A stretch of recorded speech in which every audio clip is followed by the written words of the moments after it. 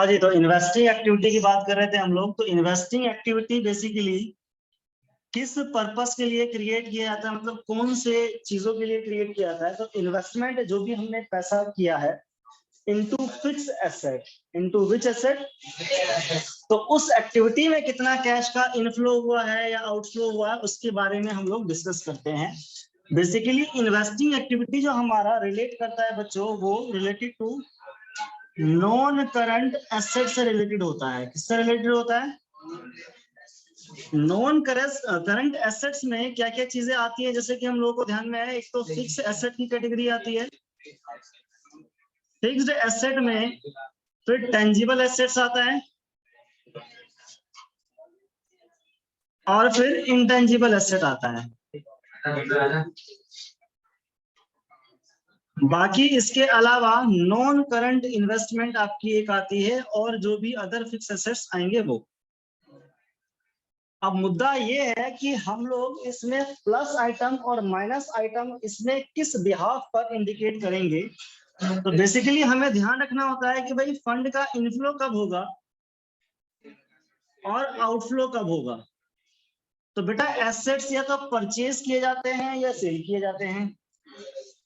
जब जब हम लोग परचेज करते हैं तो इससे कैश का क्या होता है बच्चों? कैश का आउटफ्लो होता है। क्या करने से? परचेज ऑफ एसेट्स करने से। अब कैसे पता लगेगा कि हमने एसेट्स को परचेज किया है? सेम चीज, अगर आप डिफरेंस निकालते हो और डिफरेंस आपका इंक्रीज होता है, इट मींस कि आपने एसेट परचेज किया है, क्योंकि एसेट की वैल्यू तभी बढ़ती है जब हमने क्या किया होगा? परचेज किया होगा। तो इससे कैश का क्या होता है बच्चों? आउटफ्लो होता है। परचेज करने से कैश क्या होगा? जाएगा।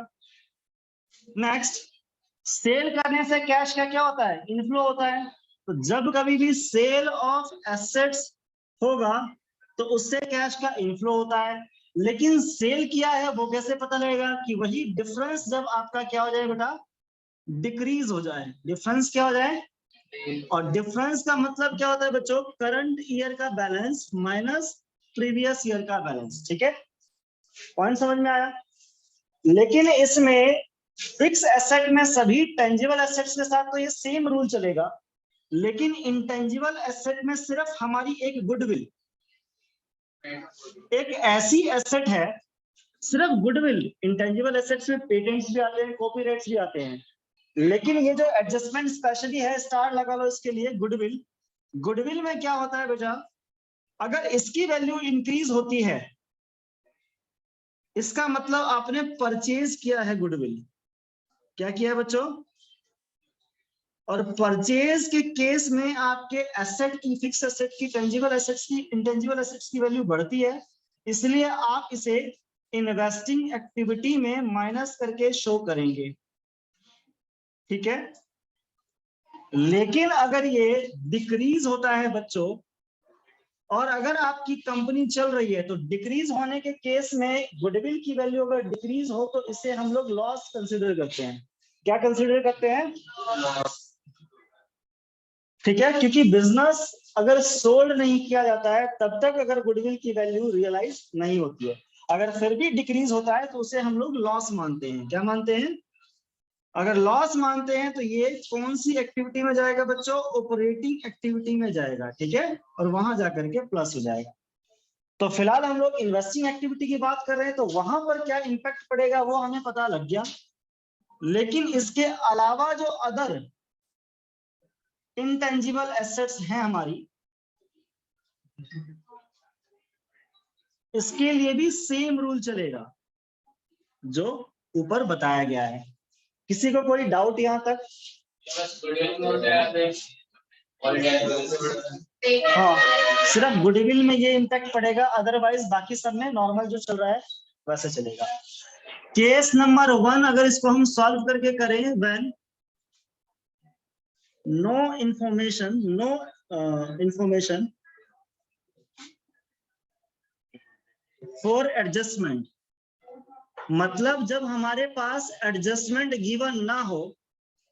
ठीक है भाई, एडजस्टमेंट गिवन ना हो तो क्या होगा? सिर्फ हमें डिफरेंस के बेसिस पर, वो भी डिफरेंस किसका लेना है? यहाँ पर फिक्स एसेट का डिफरेंस लेना है।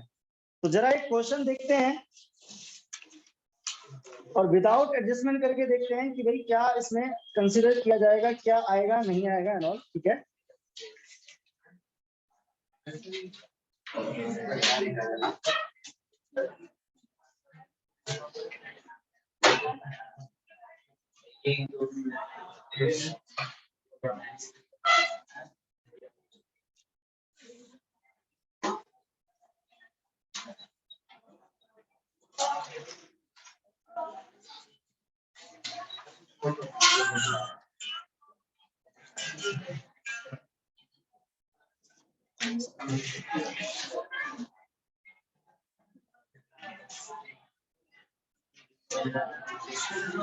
हाँ जी। तो एक हम ऐसे ही क्वेश्चन बना लेते हैं, सिर्फ साइलेंट का भी ऑप्शन होता है उसमें।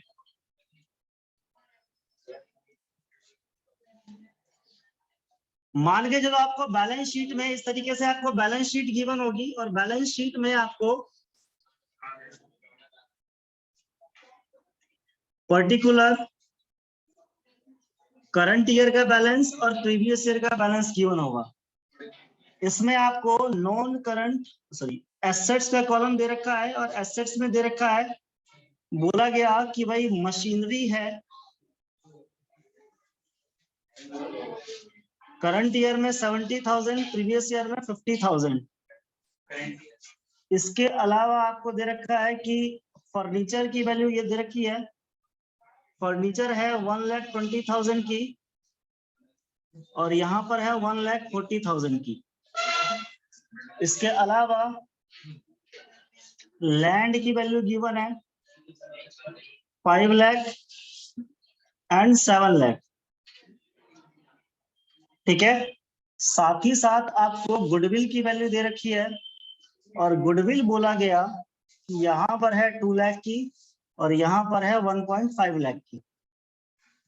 साथ ही साथ आपको पेटेंट्स की वैल्यू दी गई है और पेटेंट्स बोला गया कि ये है 1 लाख और ये है 1,30,000 की। ठीक है, यानी कि when no information into adjustment, यानी कि सिर्फ इंफॉर्मेशन हमें कहाँ गिवन हो, बैलेंस शीट में गिवन हो, तो सिर्फ डिफरेंस का इफेक्ट लिया जाता है। और डिफरेंस में आप देखोगे कि machinery, furniture, land, goodwill, patents ये सब हमारे फिक्स एसेट्स के पार्ट है और फिक्स एसेट से रिलेटेड हमारी जो एक्टिविटी होती है वो इन्वेस्टिंग एक्टिविटी होती है। तो इसमें हम लोग क्या देखेंगे बच्चा, डिफरेंस देखेंगे और डिफरेंस इंक्रीज हो रहा है कि डिक्रीज हो रहा है उसके बिहाफ पर कंसिडर करेंगे। तो जरा मशीनरी की वैल्यू देखो कि भाई इंक्रीज हो रहा है कि डिक्रीज हो रहा है। इंक्रीज हो रही है। मशीनरी की वैल्यू क्या हो रही है, इंक्रीज हो रही है। तो मशीन की वैल्यू इंक्रीज होती है तो उसे हम क्या कहते हैं, परचेज। तो आप ये लिख सकते हो कि परचेज ऑफ मशीनरी, और परचेज करने से आप बताइए कि कैश का इनफ्लो होगा कि आउटफ्लो होगा। बच्चे आउटफ्लो होता है कैश का। ठीक है, परचेज करोगे एसेट्स को तो बदले में पैसा तो दोगे ना।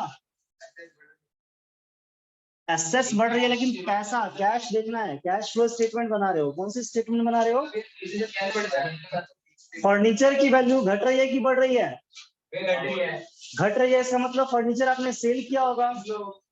हाँ, तो सेल करने से इसका मतलब बेच करके कैश तो आया ना, तो हमें कैश के पॉइंट ऑफ व्यू से यहाँ पर देखना है। हाँ, तो फर्नीचर आपने सेल किया है तो फर्नीचर सेल, और सेल करने से कैश का क्या होता है, इसीलिए यहाँ पर प्लस इंडिकेट करोगे कितने से, 20,000 से। कोई दिक्कत परेशानी किसी को? अगर ना एडजस्टमेंट में ले रखा हूँ सेल, अभी बताएंगे ना एडजस्टमेंट का।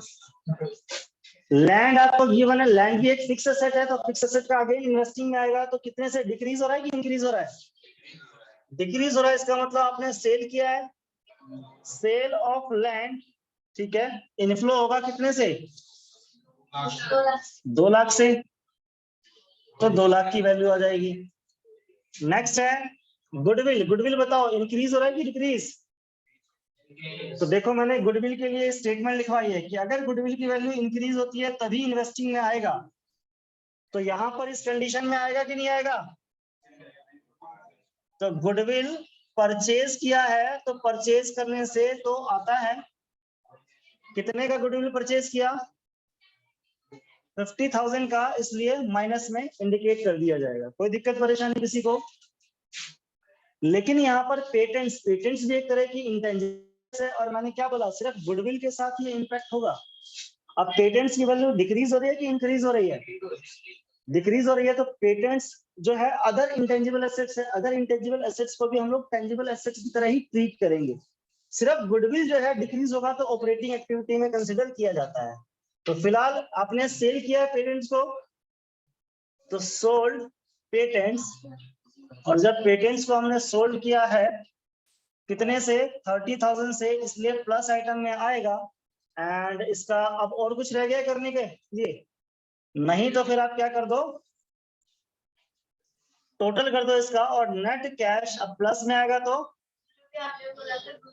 ऑपरेटिंग एक्टिविटी में आती है। कब आती है? जब डिक्रीज होती है। अभी देखो गुडविल इंक्रीज हो रही है ना, इसलिए वहां आएगा। ठीक है। अच्छा, अब इसका टोटल बताइए जरा। ये 20 कैंसिल हो गया, 50 30 में 20 माइनस कर दो तो 1,80,000 प्लस का बचेगा। इसलिए नेट कैश क्या लिखोगे बच्चों? इनफ्लो लिखोगे। कौन सी activity? From operating activity, financing, investing activity, investing activity. I hope कि समझ में आ गया होगा क्वेश्चन। कोई दिक्कत परेशानी किसी को? नोट डाउन करो फटाफट से, फिर इसके बाद हम लोग पढ़ते हैं इसके एडजस्टमेंट से रिलेटेड।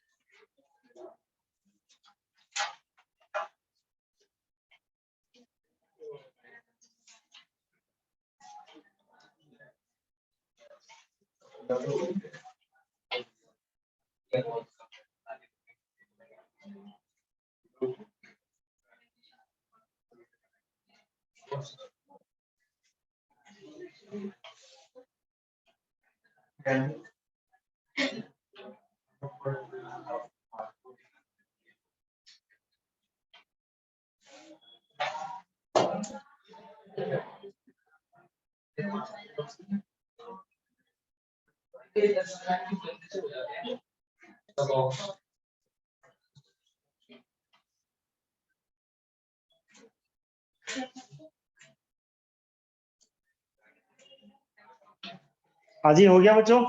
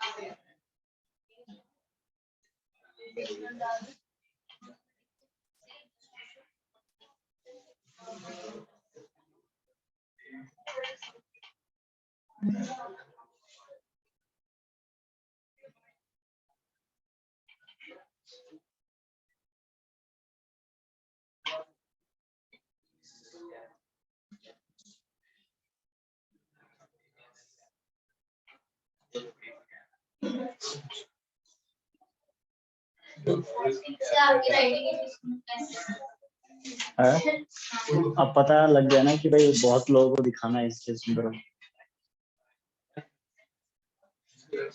बच्चों अगर हो गया हो नोट तो बता दो। Case number 2, when information given at both places. Balance sheet में भी इंफॉर्मेशन गिवन होगा एंड एडजस्टमेंट में भी। तो एक बात आप लोग अच्छे से समझ जाइए कि जब कभी भी किसी भी चीज से रिलेटेड इंफॉर्मेशन आपको बैलेंस शीट में भी गिवन हो और आपको एडजस्टमेंट में भी गिवन हो, कहां पर गिवन हो बच्चों? एडजस्टमेंट में भी गिवन हो, तो हमें वहां पर अकाउंट बनाना होता है। ठीक है, क्या बनाना होता है? Make ledger account. अरे चुप क्यों नहीं हो रहे हो? लेजर अकाउंट क्या मेक करना है बच्चों? उस पर्टिकुलर एसेट से रिलेटेड हमें उसका लेजर अकाउंट बनाना पड़ेगा। फॉर एग्जाम्पल, आपको ऊपर इंफॉर्मेशन गिवन है मशीन की वैल्यू ओपनिंग और क्लोजिंग, और नीचे आपको बता रखा है कि मशीन हमने एक सेल किया है सम अमाउंट ऑफ रुपीज में। तो मशीन से रिलेटेड इंफॉर्मेशन आपको बैलेंस शीट में भी गिवन है और आपको एडजस्टमेंट में भी गिवन है। तो इन दैट केस हमें क्या बनाना पड़ेगा बच्चों? हाँ, accumulated depreciation not given in adjustment। इसे में ऐड कर लो कि जब एडजस्टमेंट में accumulated depreciation की इंफॉर्मेशन, सॉरी accumulated depreciation कह रहा हूं मैं, not given in balance sheet, not given in balance sheet, बस हमें एडजस्टमेंट में गिवन होगा। बेटा अकाउंट उसी का बनेगा जिसका इंफॉर्मेशन दोनों प्लेस पर गिवन। ठीक है, तो एक एग्जांपल लेते हुए इसको आगे प्रोसीड करते हैं। तो मान के चलो आपको एक बैलेंस शीट गिवन है, ठीक है, और बैलेंस शीट में आपको बताया गया है कि मशीनरी जिसकी वैल्यू है 4,20,000 एंड 4,20,000 एंड 4 लाख, साथ ही साथ हमें पेटेंट्स की वैल्यू गिवन है 1,60,000 एंड 2,80,000। 2,80,000 मैं यहां करा रहा हूं, यहां देख लो, ये करंट ईयर है और ये प्रीवियस ईयर है। ठीक है, साथ ही साथ आपको एडजस्टमेंट में कुछ इंफॉर्मेशन गिवन है। हाँ जी, साथ ही साथ आपको एडजस्टमेंट में गिवन है, क्या बोला गया है कि during the year a machine, adjustment number 1, during the year a machine costing rupees 40,000 with accumulated depreciation rupees, accumulated depreciation कितना गिवन है बच्चों? 24,000 सोल्ड फॉर रुपीज, सेल कितने में किया? 20,000 में। तो सेल हमने 20,000 में किया। क्लियर? अब देखो यहाँ पर क्लियर इंडिकेशन है। पहली बात तो मशीन की वैल्यू ऊपर गिवन है आपको, नीचे बोल रहा है कि मशीन हम क्या कर रहे हैं बेटा? सेल भी कर रहे हैं। मशीन हम क्या कर रहे हैं? तो इस केस में आपने क्या करना होगा बच्चों? मशीन वाले का लेजर अकाउंट बनाना पड़ेगा। मशीन का क्या बनाना पड़ेगा? अच्छा, यहाँ पर एक्यूमुलेटेड डेप्रिसिएशन एडजस्टमेंट में गिवन है, लेकिन क्या आपको एक्यूमुलेटेड डेप्रिसिएशन बैलेंस शीट में गिवन है? तो डेप्रिसिएशन के लिए अकाउंट क्रिएट नहीं किया जाएगा। कोई दिक्कत परेशानी यहाँ तक? मैं एक ले रहा हूँ ना, कुछ नहीं। इसी का सेकंड पार्ट आपको दे रखा है एडजस्टमेंट में। क्या बोला गया है कि पेटेंट्स कितने का है? पेटेंट्स रुपीज, रिटर्न ऑफ कर रहे हैं हम लोग कितने का? रिटर्न ऑफ रुपीज 40,000 रुपए, और and some patents are sold at a profit of rupees 20,000 and some patents are sold for rupees कितने का? 20,000 का।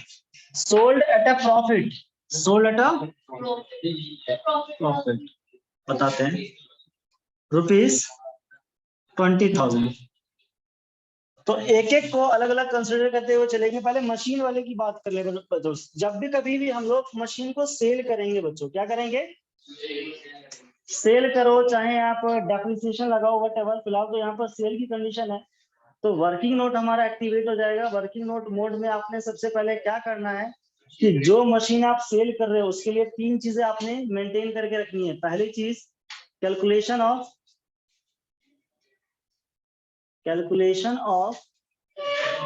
गेन और लॉस, ठीक है। उसके लिए आपको क्या करना पड़ेगा कि जो मशीन आप सेल कर रहे हो उसकी अगर कॉस्ट वैल्यू दे रखी है तो कॉस्ट वैल्यू यहाँ पर आपको करनी है कंसीडर।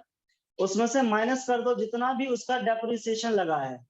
जो मशीन सेल कर रहे हो उसका जो टोटल डेप्रिसिएशन अगर है तो वो माइनस कर दो। इससे आपको आपके पास कौन सी वैल्यू आ जाएगी बच्चों?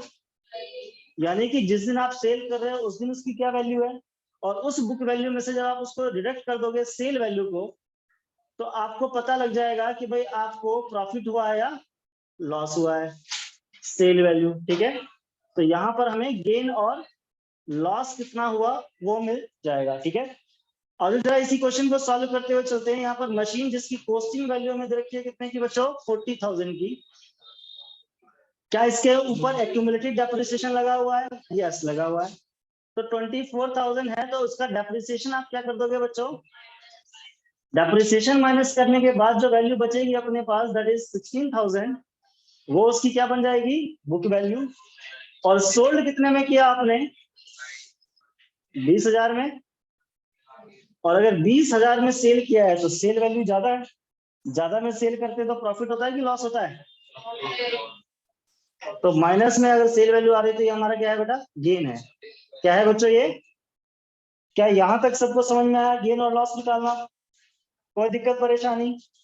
लेकिन अभी हमें यहाँ पर मशीनरी अकाउंट बनाना पड़ेगा जिससे कि पता लगेगा कि हमने कितना ड्यूरिंग द ईयर मशीन को सेल किया है और मशीन को परचेज किया है। दोबारा कह रहा हूँ, केस क्या है कि जब दोनों ही जगह इंफॉर्मेशन गिवन हो, बैलेंस शीट में भी और एडजस्टमेंट में भी, तो हमें उसका लेजर अकाउंट बनाना ही पड़ेगा। लेकिन यहाँ पर सेल कर रहे थे तो पहले अपने अलग से गेन और लॉस निकाल लिया, क्योंकि जब मशीनरी अकाउंट बनाएंगे तो उसमें उसका गेन और लॉस भी हम ट्रांसफर कर सके। तो फिलहाल यहाँ पर मशीन को सेल करने की बात हो रही है और मशीन हमें बैलेंस शीट में भी गिवन है। तो आप लोग यहाँ पर वर्किंग नोट नंबर 2 यहाँ पर क्या क्रिएट करोगे बच्चों? मशीनरी अकाउंट क्रिएट करोगे। इसके अलावा जितने भी फिक्स एसेट्स की एडजस्टमेंट में भी हमें इंफॉर्मेशन गिवन होगी और बैलेंस शीट में भी गिवन होगी, उन सब का इसी तरीके से लेजर अकाउंट बनेगा। कोई दिक्कत? तो फिलहाल यहाँ पर हम लोग कौन सा अकाउंट क्रिएट करेंगे? मशीनरी अकाउंट क्रिएट करेंगे। मशीनरी अकाउंट, अच्छा मशीन बताओ मेरे लिए, बताओ क्या होती है? एसेट होती है। एसेट्स का जब कभी भी इंक्रीज होता है या ओपनिंग बैलेंस किस तरफ होता है? Debit side. जब कभी भी मशीन की वैल्यू डिक्रीज होगी या फिर क्लोजिंग बैलेंस हो, किस तरफ होता है? Credit side. बट वो डिपेंड करता है कि किस तरफ बच रहा है, ठीक है। तो इसका मतलब मैं ओपनिंग बैलेंस और क्लोजिंग बैलेंस इस तरीके से लिख सकता हूँ। बैलेंस बीडी जो रहेगा वो किस तरफ रहेगा, और बैलेंस सीडी जो रहेगा वो किस तरफ रहेगा? ये बीडी और CD balance is nothing but the balance sheet का अमाउंट है जो जाएगा, ठीक है। अच्छा, बैलेंस बीडी का मतलब क्या होता है बच्चों? Opening balance. तो बीडी, अच्छा प्रीवियस ईयर का बैलेंस क्या होता है? यहाँ पर ओपनिंग बैलेंस होता है, और क्लोजिंग बैलेंस हमारे लिए बैलेंस सीडी होता है। कोई दिक्कत परेशानी किसी को भी? अब यहाँ पर आपने जितना भी आपको डेप्रिसिएशन गिवन होगा, जितने की सेल करी है, प्रॉफिट हुआ या लॉस, वो सब हम कहाँ पर पुटअप करते हैं बच्चों? Balance sheet, sorry machinery account में पुटअप करेंगे। जो मशीन आप बेचते हो तो उसकी अगर आपने कहीं डेप्रिसिएशन लगा रखा है तो उसका डेप्रिसिएशन आएगा। क्या आएगा बच्चों? अब यहाँ पर डेप्रिसिएशन के लिए दो बातें, स्टार लगा लो। When only accumulated depreciation is given, यहां पर इस केस में वही रूल एप्लीकेबल है कि यहां पर सिर्फ आपको कौन सा डेप्रिसिएशन गिवन है? एक्यूमुलेटेड। ड्यूरिंग द ईयर कितना डेप्रिसिएशन है गिवन, तो यही हमें यहाँ पर क्या करना पड़ेगा, कंसीडर करना पड़ेगा। यही हमें क्या करना पड़ेगा यहाँ पर। एक्यूमुलेटेड का मतलब क्या होता है? एक्यूमुलेटेड का मतलब जो डेप्रिसिएशन आप से, जो मशीन आप सेल कर रहे हो उसके ऊपर अब तक कितना डेप्रिसिएशन इकट्ठा हो चुका है, क्योंकि हम हर साल डेप्रिसिएशन माइनस नहीं करते हैं जब एक्यूमुलेटेड डेप्रिसिएशन अकाउंट मेंटेन करते हैं। अच्छा, case number second, when both का मतलब accumulated depreciation भी गिवन हो and depreciation during the year भी गिवन हो, ड्यूरिंग द, तो ये वाला डेप्रिसिएशन नोट कंसीडर। ये वाला डेप्रिसिएशन, यहां पर जो डेप्रिसिएशन लोगे वो कौन सा डेप्रिसिएशन लोगे बच्चों, किसी को कोई दिक्कत परेशानी यहाँ तक, सबको समझ में आया? अच्छा, डेप्रिसिएशन जो है जितना भी आया है बेटा 24,000 वो यहाँ पर आ जाएगा। सेल करने से एसेट की वैल्यू डिक्रीज होती है और सेल करने से कैश या बैंक आता है, इसलिए बैंक अकाउंट यहाँ पर क्या कर दोगे, क्रेडिट। क्या करने से बच्चों, सेल करने से। एंड आपको गेन हुआ या लॉस हुआ बेटा, गेन करने से मशीन की वैल्यू, तो जब कभी भी गेन होगा तो प्रॉफिट एंड लॉस अकाउंट, अगर गेन हुआ तो क्रेडिट साइड कितने का, 4,000 का, और अगर लॉस हुआ तो प्रॉफिट एंड लॉस अकाउंट ही लिखना है, लेकिन क्रेडिट साइड अगर लॉस हुआ तो। पॉइंट समझ में आया? कोई दिक्कत परेशानी किसी को? अब बैलेंसिंग फिगर बचेगा कहीं ना कहीं। क्या बचेगा बच्चों? तो बेटा देखो कि कौन सी साइड ग्रेटर है दोनों में से। आई थिंक ये वाली साइड ग्रेटर है, तो 4,44,000, 4,44,000। बैलेंसिंग फिगर इधर जो बचेगा, देखो इधर आता है तो सेल और इधर बचेगा तो परचेज होता है, तो इधर भी बचेगा। तो ये तीन चीजें हो सकती है, दो चीजें बचेंगी अगर बचेंगी तो। बैंक अकाउंट में इधर बच सकता है परचेज अगर गिवन है तो, ठीक है, बैलेंसिंग फिगर। और अगर परचेज ऑफ एसेट गिवन है तो बैलेंसिंग फिगर गेन बच सकता है अगर इधर बचा तो। और अगर इधर बचा तो दो बातें, या तो डेप्रिसिएशन मिसिंग होगा, या फिर सेल वैल्यू मिसिंग होगी, या फिर लॉस वैल्यू मिसिंग होगी। तो कौन सा वैल्यू नहीं है वो उस तरीके से उधर बैलेंसिंग फिगर बच जाएगा। पॉइंट समझ में आया कुछ? तो अभी बताओ जरा कि कितना बैलेंस बच रहा है 40,000 का। अब मेन बात आती है इसकी posting into the investing activity.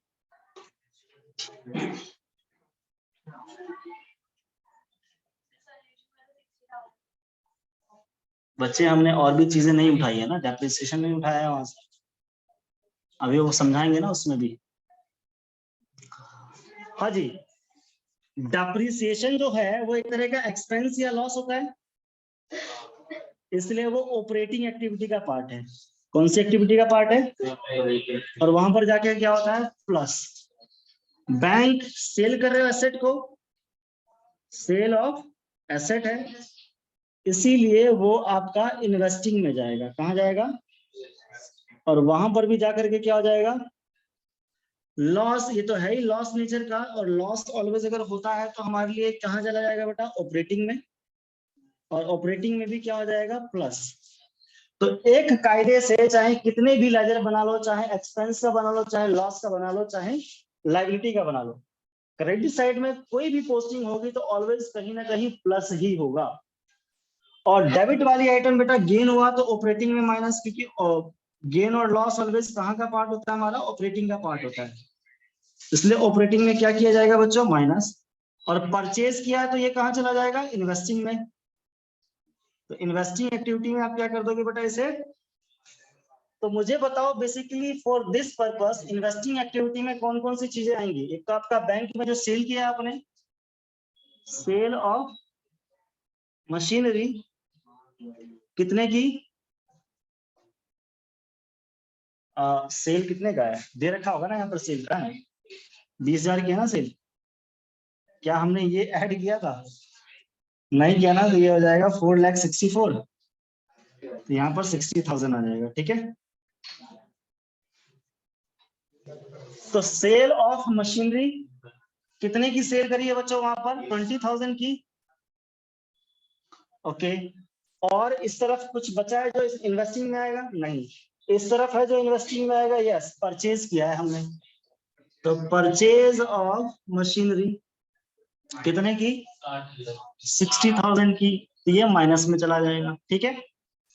Similarly बच्चों पेटेंट्स की वैल्यू यहाँ पर है, किसकी वैल्यू है, और पेटेंट्स हमें बैलेंस शीट में भी गिवन है, तो पेटेंट्स भी क्या होगा यहाँ पर, उसका भी लेजर अकाउंट बनेगा।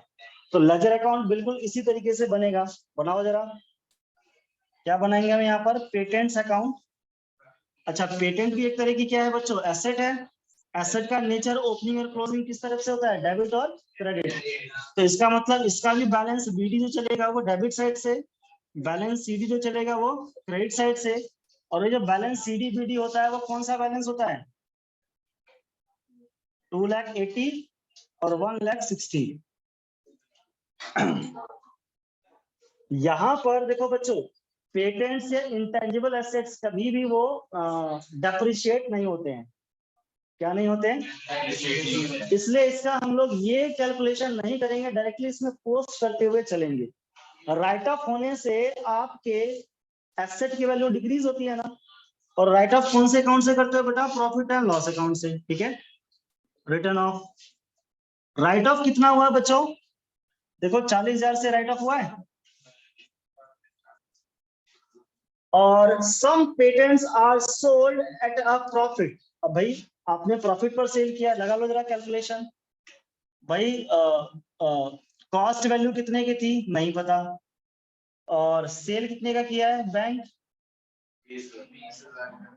Sold at a profit of ₹20,000, वो प्रॉफिट गिवन है, लेकिन आपको सेल गिवन, तो बेटा प्रॉफिट होता है तो किस तरफ आता है, प्रॉफिट एंड लॉस, गेन कितने का हुआ, 20,000 का, बस ये गिवन है। अगर बेटा इस तरफ हमने कुछ परचेज नहीं किया तो बैलेंसिंग फिगर इधर दो चीजें होती है, एक तो डेप्रिसिएशन होता है, एक लॉस होता है, और दूसरा सेल वैल्यू होती है। अगर आपके पास सेल वैल्यू गिवन नहीं है और एक क्वेश्चन में या तो गेन हो सकता है या तो लॉस हो सकता है, तो लॉस तो होगा नहीं। अगर बैलेंसिंग फिगर बचा तो इसका मतलब आपका बैंक यानी कि आपने सेल किया होगा वो वैल्यू निकलेगी, सेल किया होगा आपने वो वैल्यू निकलेगी। तो यहाँ पर देखो कि कौन सी साइड दोनों ग्रेटर है, आई होप कि यही ग्रेटर है, 3 लाख इधर आ जाएगा और इधर भी 3 लाख लिखोगे, बैलेंसिंग फिगर कितना आ जाएगा, पूरा 1 लाख। अब यहां से भी बेटा ये ऑपरेटिंग में जाएगा आपका, और ये आपका इन्वेस्टिंग में, इन्वेस्टिंग में कहाँ जाएगा बेटा, प्लस, लॉस भी आपका ऑपरेटिंग में जाएगा और माइनस।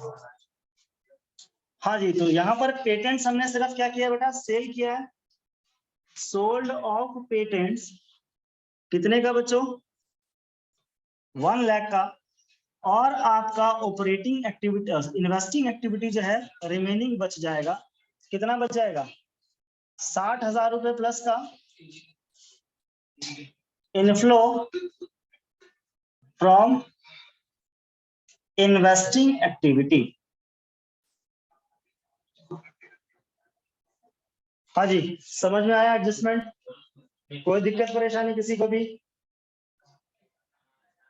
ठीक है, नोट करो जरा।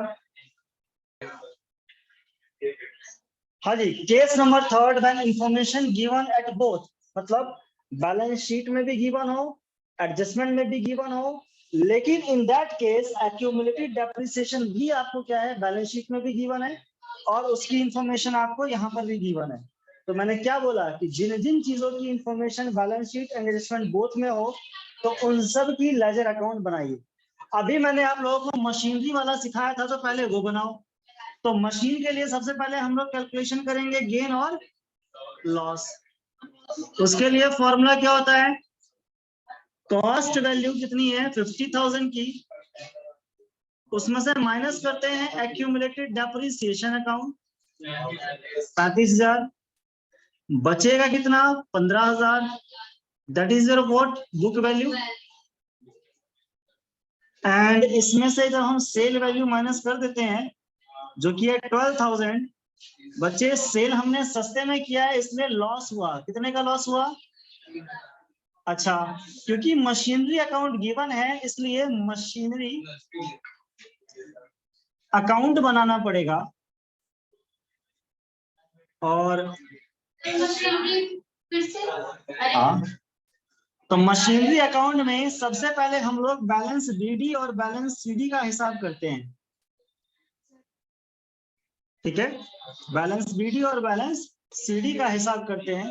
वो बैलेंस कौन सा लिया जाता है बेटा? 3 लाख एंड 5 लाख। अच्छा, यहाँ पर क्या क्या बैलेंस लिखोगे? Accumulated depreciation account, bank account जो आपने सेल किया है, और जो प्रॉफिट एंड लॉस में लॉस हुआ है। एक्यूमुलेटेड डेप्रिसिएशन है टोटल 35,000, बैंक में 12,000 और लॉस में 3,000। जरा बैलेंसिंग फिगर निकालो तो बच्चों, 550 इधर टोटल, तो 550 इधर भी टोटल। यहाँ पर बच्चों एक तो प्रॉफिट एंड लॉस भी बचता है, लेकिन एक लॉस हो गया तो ये नहीं बचेगा। तो इसका मतलब जो भी बचा होगा वो बैंक अकाउंट में परचेज बचेगा। कितने का? लेकिन मैंने क्या कहा कि एक्यूमुलेटेड डेप्रिसिएशन जब गिवन है और यहाँ पर भी बैलेंस गिवन है, तो एक्यूमुलेटेड डेप्रिसिएशन अकाउंट भी इसके नीचे क्रिएट होगा। तो बनाएंगे जरा हम लोग एक्यूमुलेटेड डेप्रिसिएशन अकाउंट। अच्छा, मुझे एक बात बताओ, एक्यूमुलेटेड डेप्रिसिएशन जो है एसेट साइड में रिकॉर्ड करते हो या लायबिलिटी साइड में रिकॉर्ड करते हो? ये फंड होता है बच्चों। क्या होता है?